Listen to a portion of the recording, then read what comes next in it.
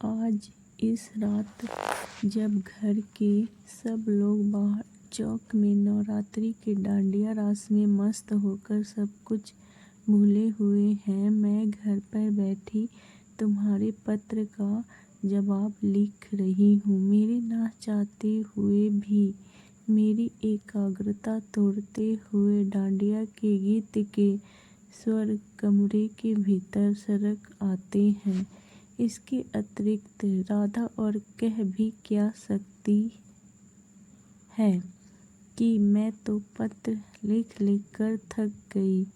लगता है कि कृष्ण तेरे मन में मेरे लिए प्यार ही नहीं है ना? कितनी सरल और करुण पुकार राधा के मन की। ऐसा लगता है जैसे प्यार का अथाह समुद्र चट्टान से टकराकर हताश वापस लौट रहा है। कितना व्यापक है राधा का संतोष, जो पत्र लिख लिख कर थकने के बाद भी क्रोध में नहीं बदलता है, बल्कि सिर्फ यही सोचकर रह जाता है कि कृष्ण के मन में मेरे लिए प्यार ही नहीं रहा।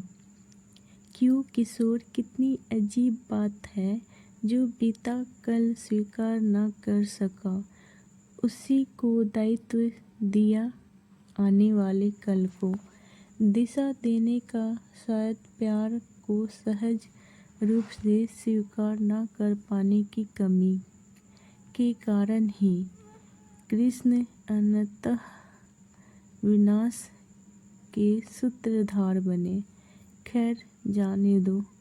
इस तरह से सोच विचार करते रहने के कारण तुम तो पहले से ही मुझे फिलासफर कहते रहते हो, लेकिन सच बताऊं तो यदि मैं इस प्रकार से सोच ना पाती तो शायद आज तुम्हारे पत्र का जवाब ना दे पाती। इस पत्र के द्वारा तुमने दूसरी बार मेरे सामने विवाह का प्रस्ताव रखा है। तुम्हें याद तो होगा ही कि पहली बार तुमने कब यह प्रस्ताव रखा।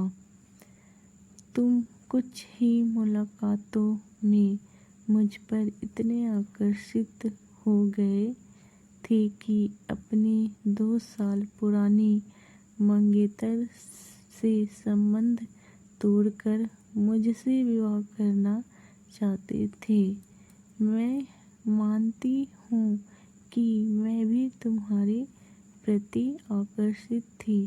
सच तो ये है कि मैं पहली ही मुलाकात में तुम्हारे सोचने के ढंग से प्रभावित हो गई थी।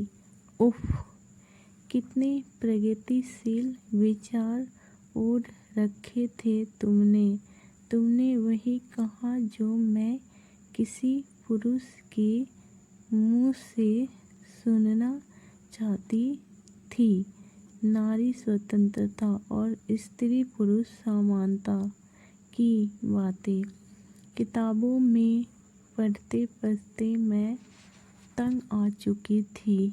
अपने आसपास के जीवन में इन बातों को एक छलावे की तरह ही पाया था मैंने, किंतु तुमने इतनी गंभीरता से इस बातों को मेरे सामने रखा था कि अचानक ही मुझे ये सब कितनी व्यवहारिक लगने लगी थी। मैं ये सोचकर बहुत खुश थी कि आखिरकार मैंने एक ऐसे पुरुष का साथ पा लिया जिसका साथ मेरे व्यक्तित्व को सार्थकता प्रदान करेगा। और मैं तुम्हारी ओर खींचती चली गई। पर उस दिन होटल के फैमिली केबिन में साथ बैठकर चाय पीते हुए तुमने अचानक मुझसे कहा, काजल, मैं अपनी मंगेतर को छोड़कर तुमसे विवाह करना चाहता हूँ। चाय के प्याले में घूमता चम्मच जोर से ठक करके बजा और रुक गया। मेरे आसपास सब कुछ जैसे थम गया था।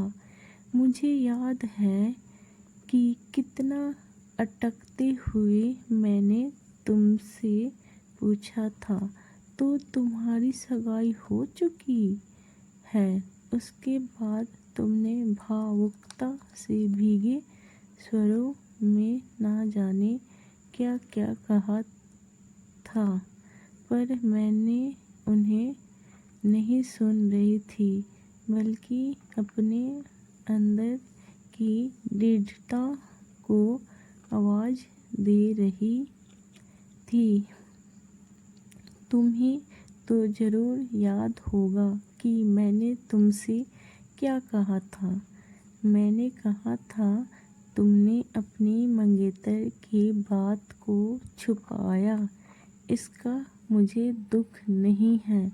दुख है तो इस बात का कि तुम भी औरों जैसे ही निकले, उतने ही आत्म केंद्रित, उतने ही पाशविक, सिर्फ अपना ही सोचा। और मैं वहाँ से उठकर चली गई थी। उसके बाद हमारे संबंधों ने वापस मित्रता का जामा पहन लिया था। मैं तुमसे नफरत करके स्वयं को कमज़ोर नहीं करना चाहती थी। मैं स्वाभाविक रहना चाहती थी, किंतु तुम नहीं जानते, तुम्हारी इस एक बात ने मेरे मन में बने तुम्हारे व्यक्तित्व के चित्र में कितनी गहरी लकीर खींच दी थी। आज मुझे याद आ रहा है कि एक बार मेरे गोरे रंग की प्रशंसा करते हुए तुमने कहा था, गोरे रंग को लेकर मेरे मन में हमेशा एक रति रही है। गोरा रंग मेरी कमजोरी है, जो ईश्वर ने मुझे नहीं दिया है। अब मुझे लगता है कि मेरे शरीर का गोरा रंग ही तुम्हारे आकर्षण का केंद्र रहा है, और मैं समझती रही थी कि तुमने मेरे भीतर झांक कर मेरी गहराइयों को पहचाना है। किंतु फिर भी सच सामना मानना किशोर, यदि तुम आरंभ से ही अपनी वास्तविकता के साथ मुझसे मिलते तो शायद आज मुझे इतनी तकलीफ नहीं होती। कम से कम तुम्हारे आकर्षण का केंद्र तो स्पष्ट रहता, उस पर किसी लफाबाजी का आवरण तो न पड़ा होता। धीरे धीरे रात गहराने लगी है और साथ साथ डांडिया के स्वर भी तीव्र होते जा रहे हैं। उसके सधे हुए स्वर बता रहे हैं कि नाचने वाले कितनी तन्मयता से नाच रहे हैं, लेकिन मेरे विचार भटकने लगते हैं। बहुत मुश्किल से रोक पाती हूँ। तुमसे कुछ कहना चाहती थी, पर समझ नहीं आता कैसे शुरू करूँ। कुछ दिन पहले मेरे पड़ोस में रहने वाली हेमा आई थी। उसका पति उसे रोज पूरी तरह से मारता है। जानना चाहते हो क्यों? क्योंकि वह अपनी जिंदगी की इस झोंक यानी अपने पति के भोगने के लिए कोई अन्य स्त्री नहीं जुटा पाती है।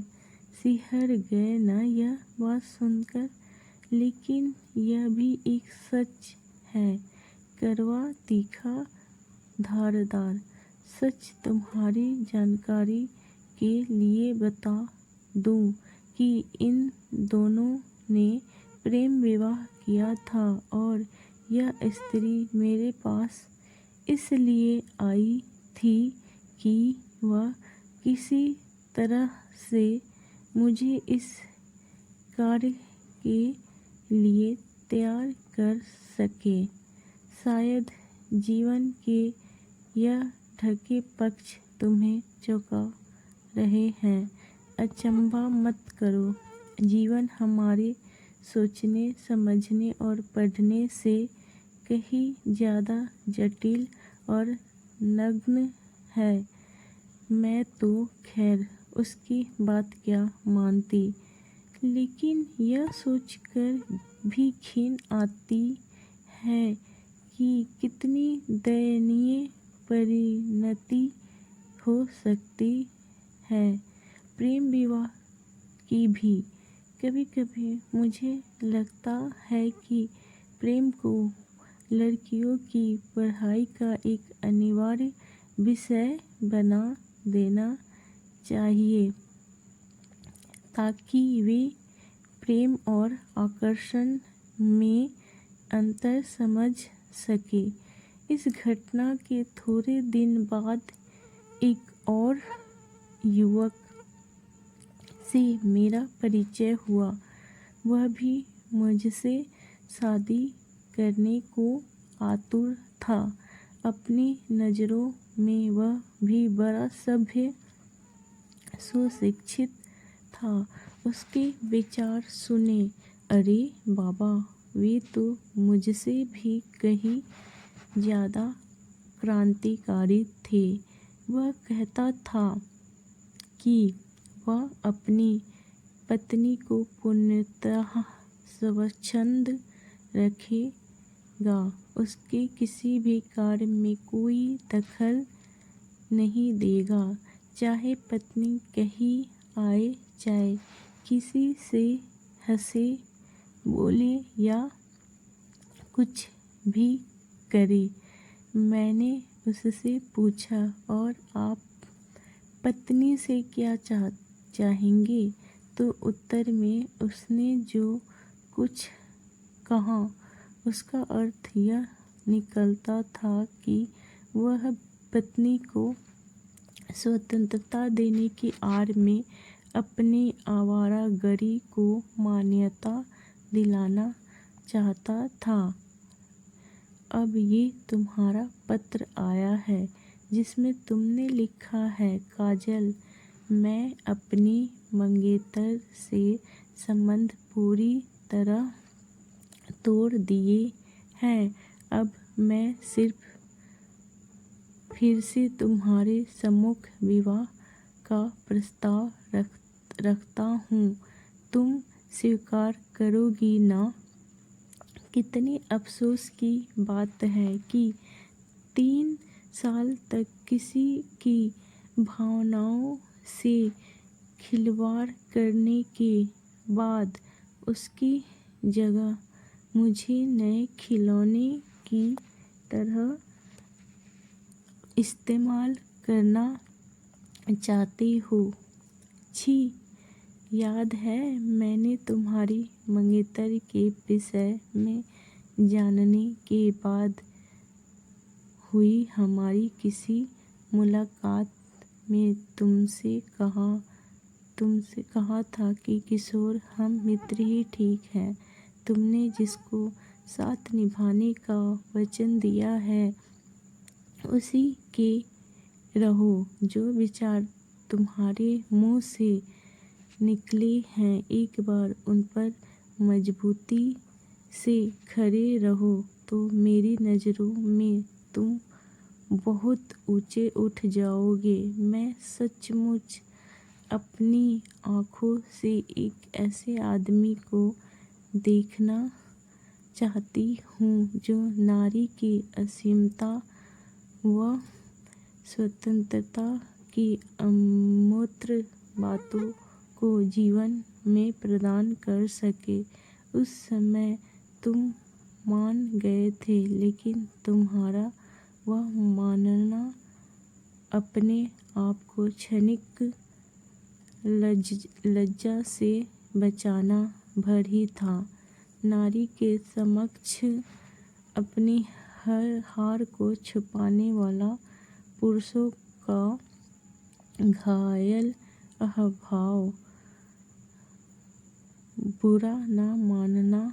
किशोर, कभी कभी मेरे सामने हेमा के पति उस नवयुवक का व तुम्हारा चेहरा गडमड होने लगता है। ऐसा लगता है कि रंगमंच पर 3 अभिनेता एक ही पात्र को अपने अपने ढंग से प्रस्तुत कर रहे हो और मैं गुस्से से जलने लगती हूँ।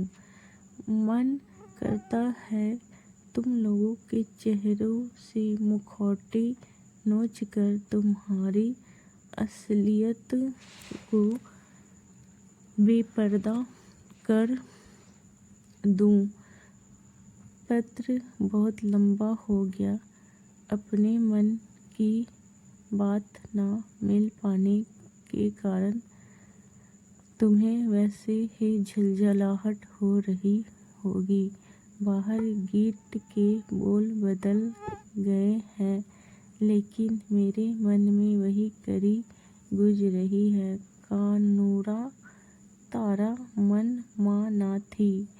याद रखना किशोर, महाकवियों ने राधा की करुणा का चाहे कितना बखान किया हो, लेकिन मेरी दृष्टि में 2 ही चीज़ें सत्य हैं।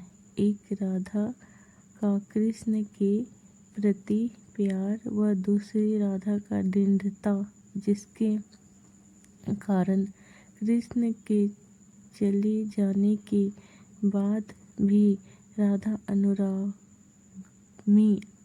नहीं बनी, बल्कि अपने स्वाभिमान की रक्षा करते हुए वहाँ रही। उसी जगह प्यार व दृढ़ता दोनों में राधा ने कृष्ण को मात दे दी।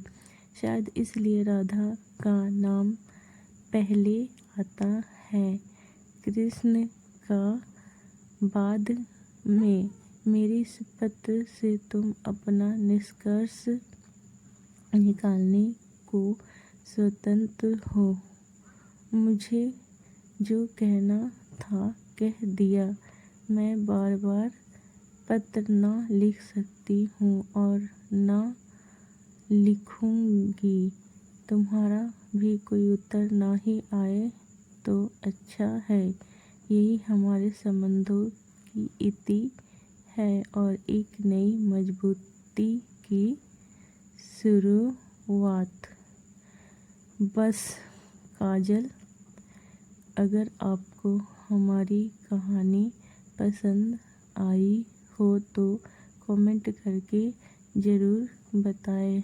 वीडियो को लाइक करें और ज़्यादा से ज़्यादा शेयर करें। अगर आप चैनल पर नए हैं तो सब्सक्राइब ज़रूर करें और नोटिफिकेशन बेल दबाएं ताकि अगली अपडेट सबसे पहले आपको मिले। धन्यवाद।